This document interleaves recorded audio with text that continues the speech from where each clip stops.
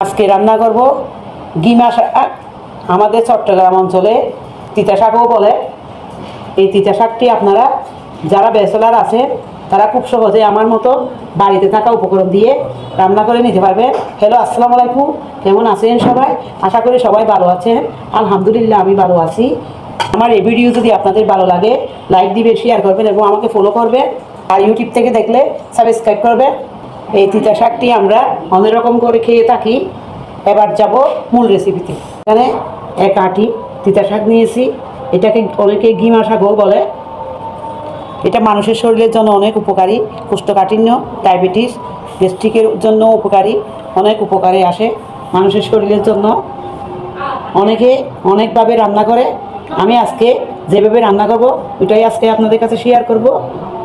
যারা নতুন রাঁধুনি আছে তাদের জন্য অনেক উপকারে আসবে। আমি এই শাকে ফুলগুলো ফেলে দিব। ফুলগুলোতে তিতা বেশি হয়। ফুলগুলো ফেলে দিয়ে শুধু পাতাগুলো নিব, শক্ত অংশ আমি নিব না। এরকম করে নিয়ে নিব। আরেকটা আমি দেখিয়ে দিচ্ছি। এই যে ফুলগুলো যে আছে ফুলগুলো আমি ফেলে দিচ্ছি।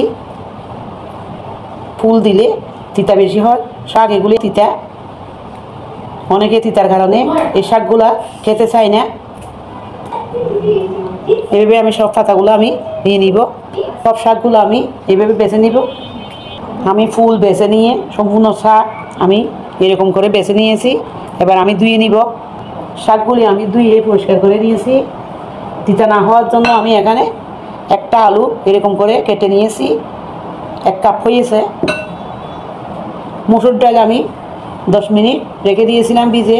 এগুলো আমি ধুয়ে পরিষ্কার করে নিয়েছি। পেঁয়াজ কুচি নিয়েছি, রসুন কুচি নিয়েছি। আপনারা যদি মসুর ডাল দিতে না চান একটা ডিম দিয়েও এই তিতা শাকটি রান্না করে নিতে পারে, তাহলে তিতা হবে না। শাকটি রান্না করার জন্য চুলায় একটা কড়াই দিয়েছি। এবার সরিষার তেল দিয়ে দিচ্ছি। তেল যখন গরম হয়ে আসবে পেঁয়াজ কুচিগুলি দিয়ে দিচ্ছি। পেঁয়াজ একটু বেশি পরিমাণ দিতে হবে, শাক যেহেতু তিতা এই জন্য আমি 1 কাপ দিয়েছি। এবার রসুন কুচি দিয়ে দিচ্ছি 2 টেবিল চামচ। ভেজে নিব। দিয়ে দিচ্ছি 2টা শুকনো মরিচ, একসাথে ভেজে নিব। পেঁয়াজ রসুন যখন এরকম লাল লাল ভাজা হয়ে যাবে এবার দিয়ে দিচ্ছি হলুদের গুঁড়া 1 চা চামচ, মরিচের গুঁড়া আধা চা চামচ। একটু ভেজে একটু পানি দিব।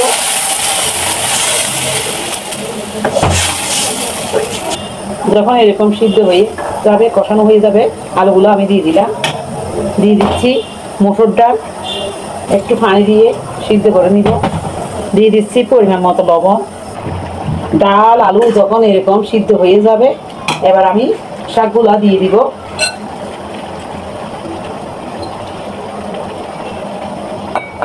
আরও 5টা কাঁচামরিচ দিয়ে দিলাম।